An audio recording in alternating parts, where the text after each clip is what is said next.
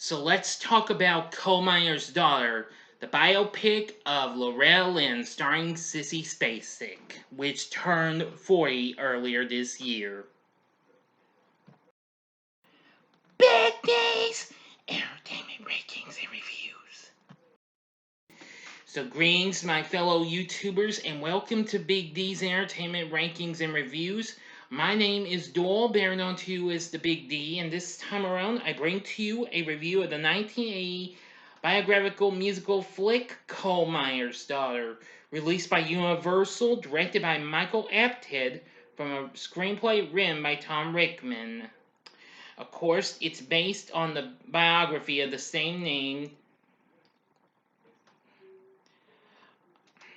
of country music legend Loretta Lynn, which, of course, the biography was done by George Vexey, starring Sissy Spacek as Loretta Lynn, along with Tommy Lee Jones, Beverly D'Angelo, and Levon Helm.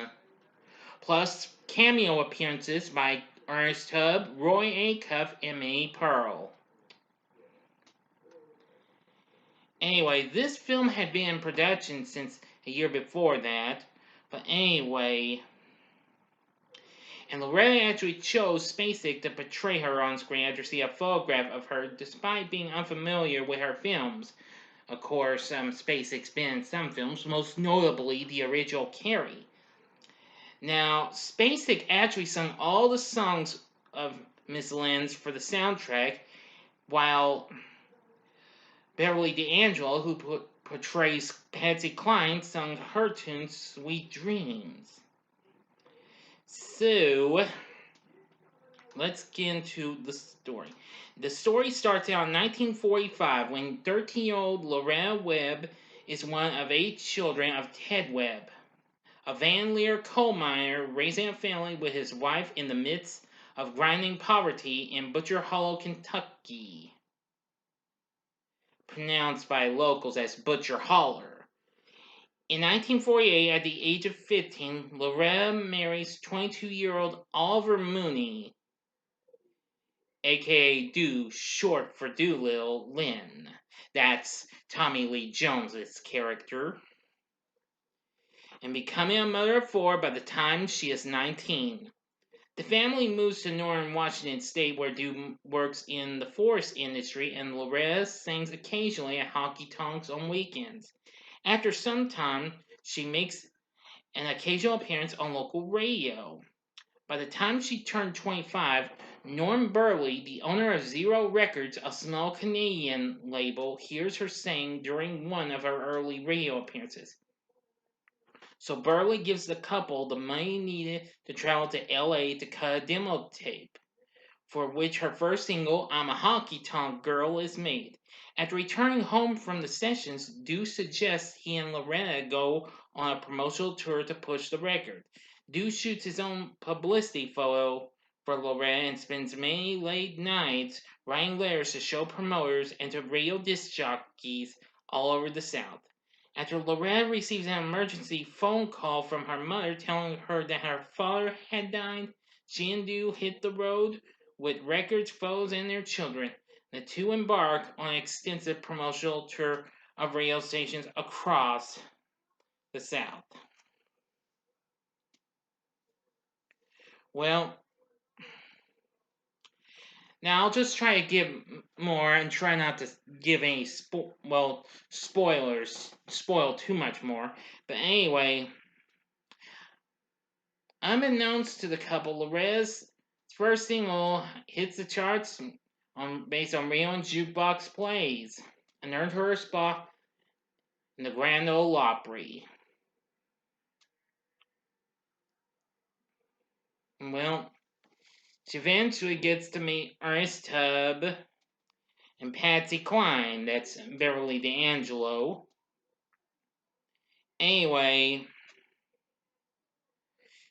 and well, she forms a friendship with Miss Cline until her unexpected, untimely death in a plane crash occurred in 1963. But years went by, her career and tour kept building up big time. but it causes Loretta to have a nervous breakdown. But soon she goes back out and establishes herself as the first lady of country music. Anyway, that's all I'm going to tell you. I'm not going to tell you much more of it and everything, including the ending, so this won't have much spoilers, But anyway, I've seen Cole Meyer's Daughter a time or two, so what do I think of it? Well, I want to say I really do like this for what it is. I mean, Sissy Spacek does an absolutely amazing job in playing Loretta Lynn. I like some of Loretta's material that I hear. I do hear several of Loretta's songs on classic country radio, such as the title track to this movie, Cole Meyer's Daughter, which actually was a hit for a decade before this movie even came out. Yeah. But of course, I've heard lots of other songs of hers. Rated X, You're Looking at Country. Let's see. One's on the Way. Oh, the list goes on. Oh yeah, and the chorus song she did with, well, someone who of course would be a label mate of hers, Conway Twitty, of course, doing Louisiana Woman, Mississippi Man, and After the Fire Is Gone. Yeah. Anyway, Coal Miner's Daughter did pretty well. The film went on to make $67 million in the US alone and became the 7th highest grossing film of 1980. Now then, I am going to say I'm impressed with Sissy Spacek. Aside from being in Carrie, this is another great film she's done. Tommy Lee Jones did a real good job in playing Doolittle, and Beverly D'Angelo as Patsy Cline. Yeah, we had some pretty good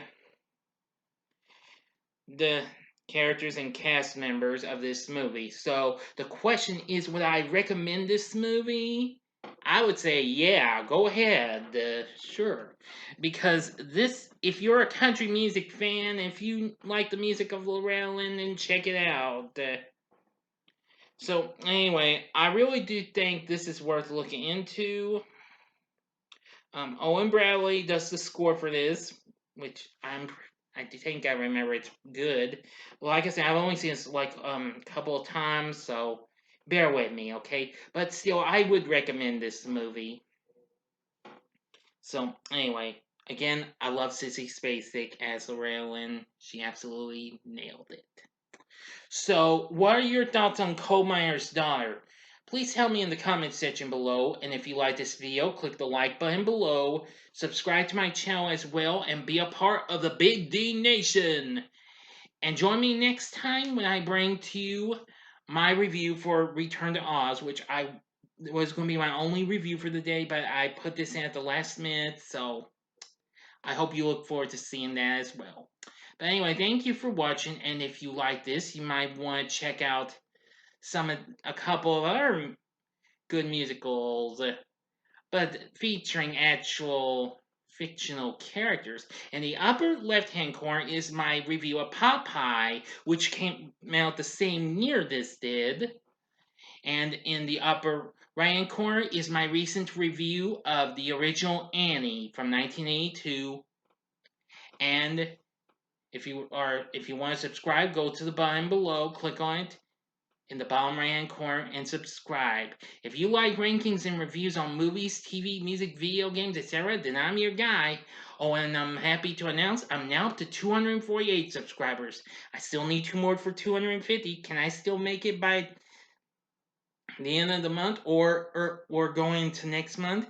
If so, expect my next Q&A to come up possibly early next year if I can make it to 250 or higher. May not be able to do it when I reach 300. I think 250 would be better. Okay, thanks for watching my review of Coal Miner's Daughter. Until next time, I'm the Big D saying, see ya.